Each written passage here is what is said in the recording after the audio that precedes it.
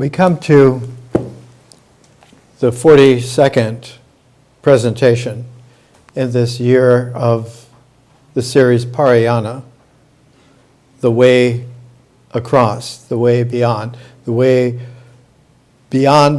planet, the way beyond the star system. 42 is a wisdom number at one of the watershed reference waves in civilization. And the author that established that was Enneduanna, the daughter of Sargon the Great of Akkad, the founder of the Fertile Crescent and the expansion of his realm from Cyprus to the Indus River 4,400 years ago. His daughter Enneduanna was of the greatest wisdom in her time. And she is the first world author whose name we know, whose works we still have, and we have in many copies, because she was what we think of Homer as the archetypal epic in civilization, Western civilization. Enneduanna predates him by 1,400 years. She wrote 42 temple hymns to be the context within which to recast the Inanna myth. And she did both of these in her lifetime, and they were kept literally in print by copying out of the cuneiform for about 1,500 years. She was the textbook resource for the way in which one had a pattern of learning, a scheme of memorizing, so that one was able to preserve the ability to not only read and thus write comprehensively in depth, but to be able to distribute and pace your reading, so that the 42 temple hymns became a paradigm, as the word is now, for the way in which learning and memory distribute themselves, so that there is a creative insight into this. The motive for her was that her father was uniting 42 separate Sumerian cities out of the ages old, ages being more than 2,000 years of ancient Sumeria, their city-states, and each one had their own version of mythologies and own temples and own temple structure. And so there were always these vying, competitive kingdoms, and by the time of Sargon there were 42 different in a patchwork way. And it was through Enneduanna that she wrote a temple hymn for each of these 42 temple hierarchies of priesthoods, of ritual comportment, and brought them into a matrix within which the diagonal was a lightning, jagged quality of illumination of the way in which Inanna was also at the same time, in one chiral way, the great lover of love, inviting the way in which a feminine wisdom of love was able to protect and make radiant this quality of human beings. And at the same time, the other chiral as a great protectress. One, the goddess of love, and the other, the goddess of war, protectress, that life should be protected, so that the love sharing had its protection and nurture. And this was the inner quality of heartfulness and the outer quality of being able to structure a society symbolically through vision that was affine in a complementary way to nature. That ritual left to just nature had become tied to not just the natural way of developing ritual, but the symbolic, skewed way of a mentality that increasingly veered off and brought the ritual with it into variations, 42 of them in Samaria at the time. And all of this could be brought into a huge transform. And so 42 became the quality of a matrix of poetic that visionarily made an art out of the hymns that now became poetic as odes. And 42 is the number of odes of Mary Magdalene's Odes of Solomon. And later on, 42 became a template that was divided into 3 sets of 14. The 3 sets of 14 go back to the Gospel according to Matthew, where the lineage from Abraham to Jesus is traced in 3 sets of 14 generations. 14 generations between Abraham and King David, 14 generations between Solomon and the taking away, the exile, and 14 generations from the exile to Jesus. And when you look at the details of the Gospel of Matthew, Jesus in his life was the 13th generation, and after his resurrection then became the 14th generation, not only bringing the 3rd, 14th to fruition, but to bringing the entire matrix of the 42 to perfection.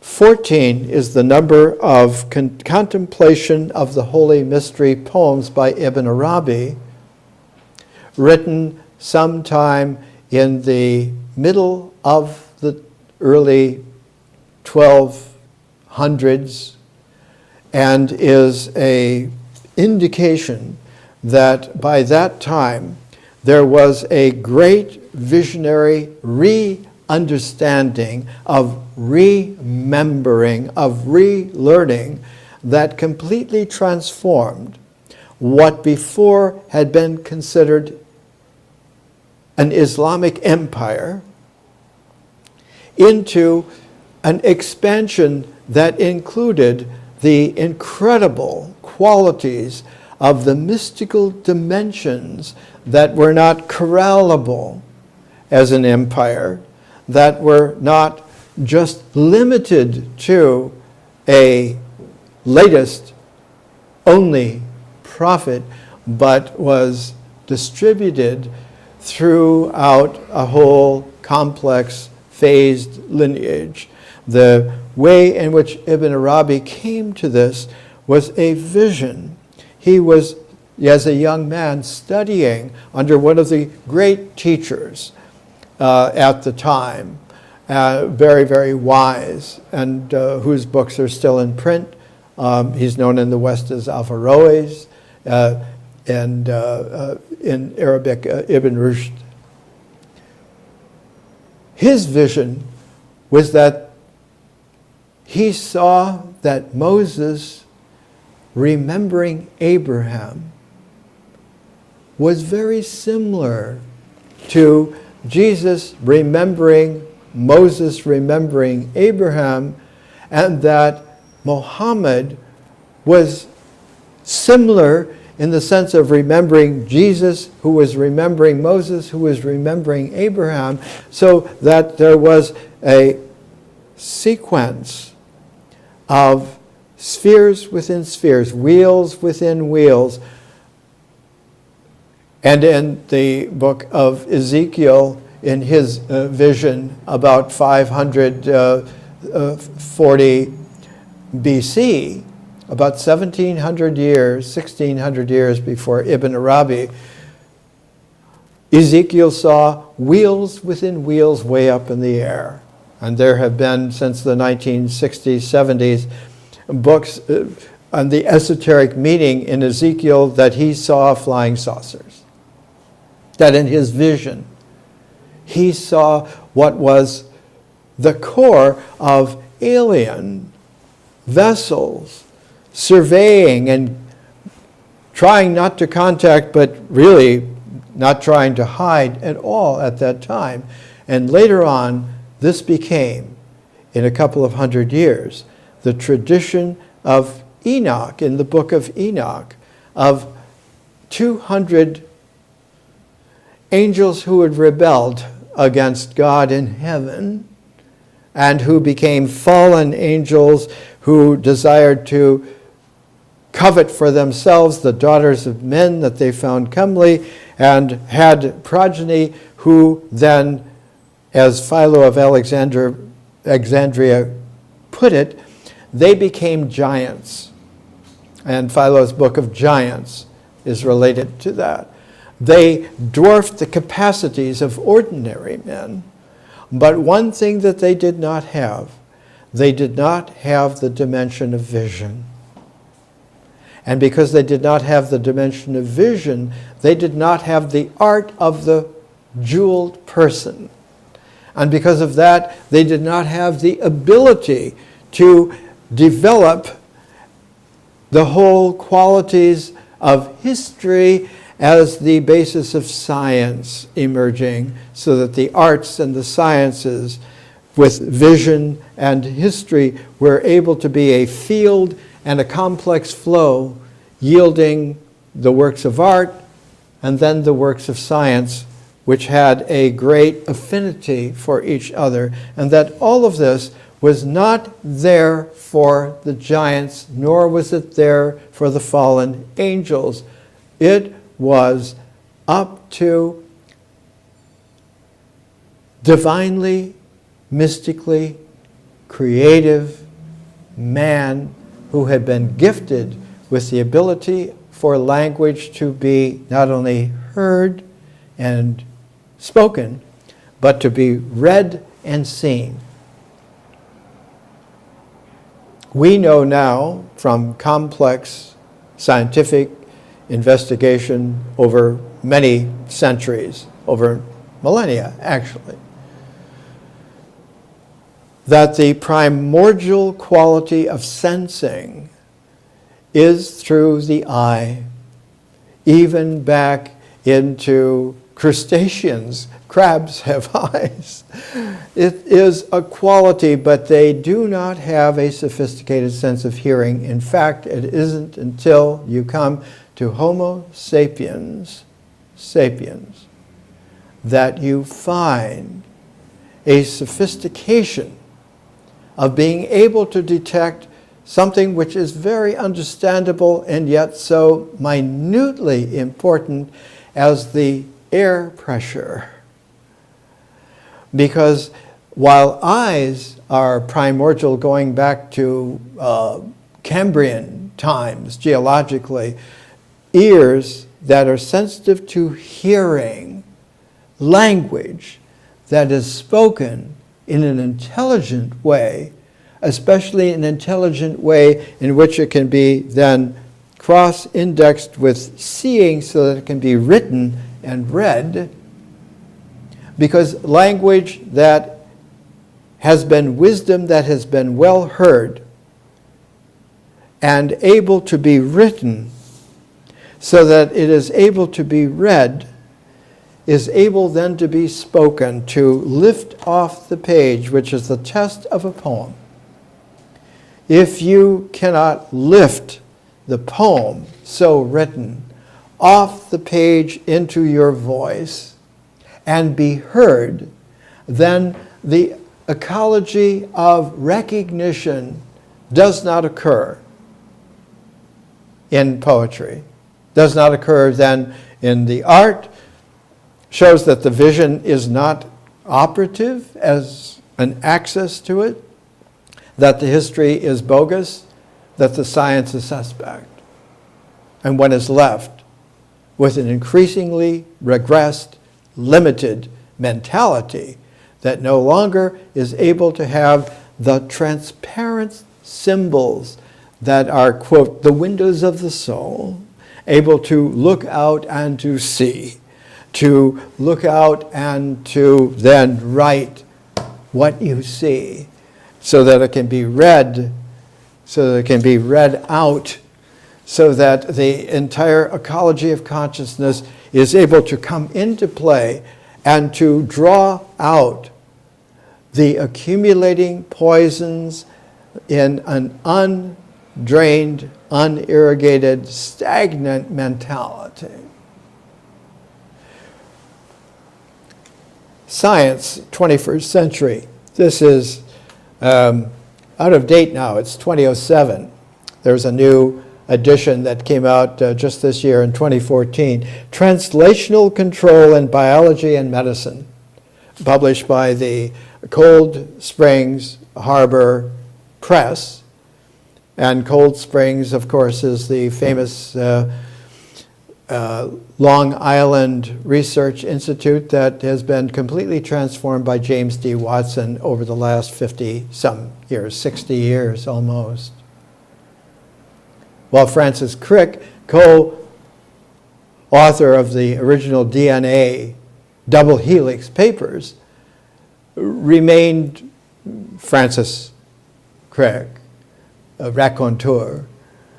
James D. Watson has proved to be an extraordinary, what I have called a hermetic American, like a Benjamin Franklin, has been able to bring into play transform after transform, so that one now has the ability. This is over 1,000 pages. They have more than 50 or 60 publications in like size on the scalar now of 21st century biology, microbiology, Chapter 18, Translational Control of Synaptic Plasticity and Learning and Memory. It is the neuronal connectiveness in its plasticity that allows for learning and for memory to occur, without which one has a devolution. One has remembering truncated as codified memory, and for learning, it becomes simply the mastering of the encoding. This is, unfortunately, the state of plunging into giganticism that has no consciousness, and is increasingly not only jailing others, but has jailed itself because it knows nothing else except prison life. We have here in the Parayana, in the 42nd presentation, another opportunity to have a node, the third of the 14 nodes, so that instead of just looking at it as a year long of 4 13-semester seminar qualities, that this is in fact a moment where one can realize that we are able to look in a wisdom way at a triple, a trident of Neptune himself, a triple of like thrice greatest, Hermes Trismegistus, to see that we are endeavoring not just to understand, but to learn. And not just to remember, but to fructify this mental structure, this structure of thought, by the fresh winds, by the fresh water, by the fresh love that brings new life. And this indeed has always been called a rebirth, and it has a quality of being able to bring back even from the dead. This quality is obviated by the misunderstanding of time. It is the misunderstanding of time that is the primordial snag, and it occurs in such a subtle way that it takes a fresh, original wisdom to be able to vision it, to be able to express it, to be able to make history happen so that the science is again accurate in the sense that it's analytic, collects together an accumulated penetration of vision so that it has this wonderful quality of a harmonic, and that the harmonic is able to have an analytic in science, in mathematics especially, and a harmonic in art, in music especially. And so it is this quality of music and mathematics that is a tunable pair of conscious dimensions, of conscious phases, because one looks to graph time in a written way. It graphs as an energy sine wave. One of the easiest ways to see this is a Dover reprint of the 1937 classic by Sir James Jeans, still in print because it doesn't go out of print. Science and Music. The energy wave, that sine wave, has phases. And each unit of it will have, in fact, 2 times 2, a pair of pairs, 4 phases. When one looks at the way in which Sir James Jeans by 1937 could understand this, he was given a boost up in 1911 by Arnold Schoenberg, who published a book, Theory of Harmony, which changed the way in which music was visioned, able to be composed, and moved from the ancient preference for an octave in the West, or by a pentade 5 in China, or by a variation of musical notations and nodes in India.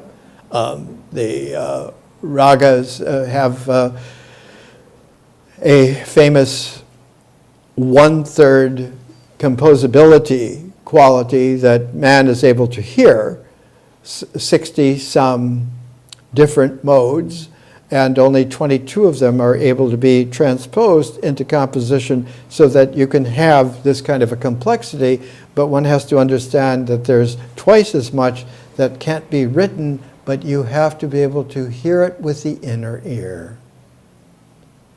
But with Arnold Schoenberg, he figured out a 12-tone scalar, and that this opened the door eventually, later on, by the early 1920s, an understanding that this had opened the door, like the 1910-1911 atom that Lord Rutherford had drawn and was drawing in the genius of Niels Bohr as a young man.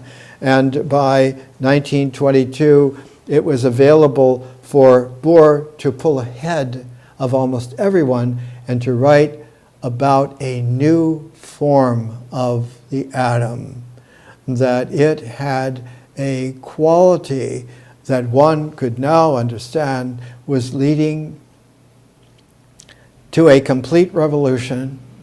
So Arnold Schoenberg updated his theory of music in 1922 to go along with the pell-mell tidal wave of realization that consciousness in its streaming has more dimensions than anyone would have thought. And that vision has so much that is hidden that doesn't come out until the art expresses it, until the science is able to analyze it, and that the aesthetics of art and the analytics of science concur together consciously into a new scalar of not just who we are and what we're about, but it's who we really are and what we're really doing. This particular edition was refined by the University of California Press in Berkeley in 1978 to do the translation. They did the research, and by that time the historical research was able to discover in Schoenberg's works a great deal that had been written about it. And so this is a revision in 1978 of the third edition of 1922. And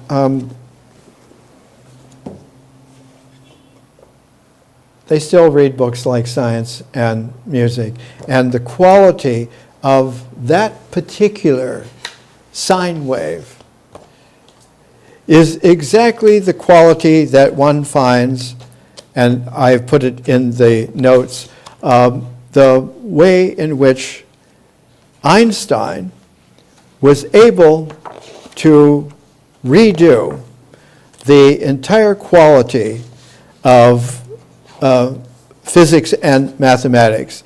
That particular sine wave had a quality where, as in the notes, one has the energy wave of electromagnetic energy. The red half circles are the domains of registry of the electric field. And the cursive, sinuous, rolling wave of 4 black lines is the magnetic field, how it registers in terms of the refined mathematics. It is this registry that gives us an indication that the electromagnetic waves have a very particular quality. The miracle year for quantum theory. In 1905, Einstein realized that the stability of the universe lies in the electric fields having a particality position. But at the very same time, they have a magnetic wave that remains a wave, so that the carrier of this pair is the photon that carries the electromagnetic energy. And that the photon is able, as a carrier of light, to index the way in which the universe becomes creative and thus memorable. That learning and memory are actually due to someone shedding light and being understood. The quality of this is apparent because if you go into on the very next page, if you go into the way that the photon follows in the magneto complement to electromagnetism, when it reaches a crest, it is able, if there is enough energy coming into the photon, for the emission of an electron. So that it is the crest of the magneto complement of electromagnetic energy that creates free electrons in the universe. Without the ability to free electrons or to have free electrons, you do not have any transformation at all, ever, beginning with hydrogen.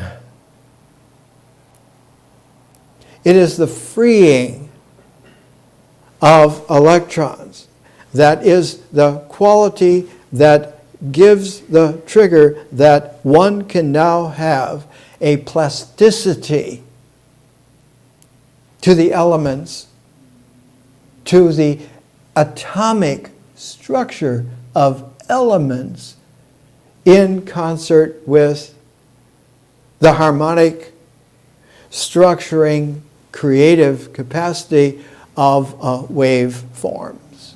Wave forms, particle phenomena within a field of nature, which if it were not really a zero field, none of this would be able to register. And only registers because time as the first dimension has occurred, and because it is time that occurs instantly, because there's now an instantaneity, space blossoms out of that sap of time. And so it looks like space, because with its three dimensions, rather gorgeous because it shows the phenomena. It displays the waves.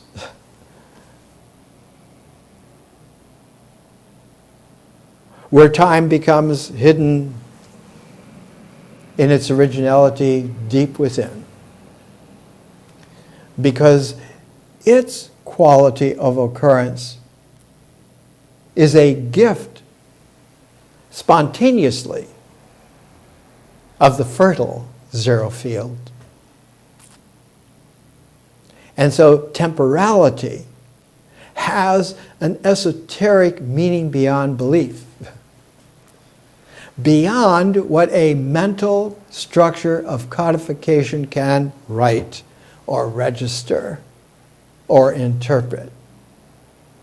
Thus, one has a quality of language. The fourth of the 14 mystical contemplation of the mysteries poems by Ibn Arabi. Number 4, contemplation of the light of intuition as the star of transcendence rises. The real made me contemplate the light of intuition as the star of transcendence rose, and he said to me, I hide myself in evidence, and intuition from the people of Vales, and goes on from there. Let's take a little break.